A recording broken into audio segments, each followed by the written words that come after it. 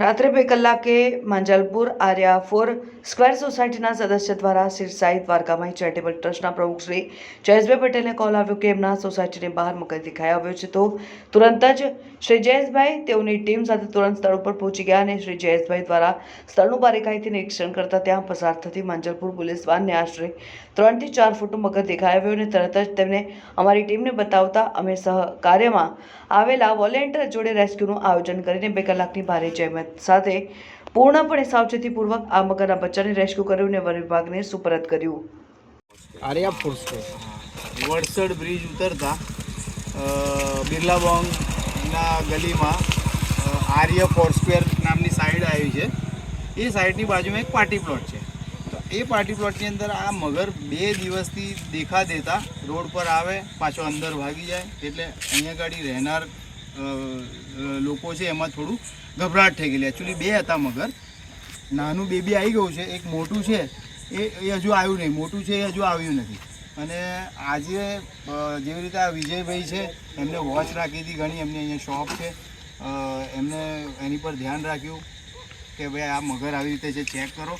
અને એ જ દરમિયાન માંજલપુર પોલીસ ફરીવાર પાછી એ જ મારે વારંવાર કહેતો આવું છું કે જે આપણા વિસ્તારના જે પોલીસ જવાનો છે એ જેમનું પેટ્રોલિંગ તો કામ કરી જ રહ્યા છે એમનું પોતાનું, પણ જે વન્યજીવો માટે બી આવો પ્રેમ દાખવે છે.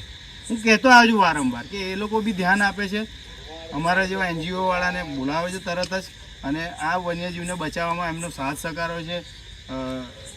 રહેણાંક વિસ્તારના બધા ભેગા થઈ જાય છે અને કંટ્રોલ બી એમના દ્વારા થાય છે. અને આ નાના બેબીને અમે સારી રીતે રેસ્ક્યુ કરી લીધો છે.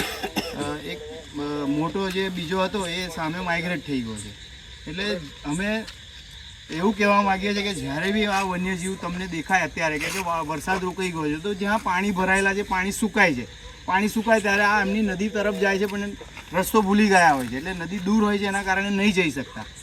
તો આવી રીતે આજુબાજુ રહેનારા જે આ વિજયભાઈ જેવા છે, જે લોકો ધ્યાન આપે છે અને એને અમારા જેવા NGOનો સંપર્ક કરે છે.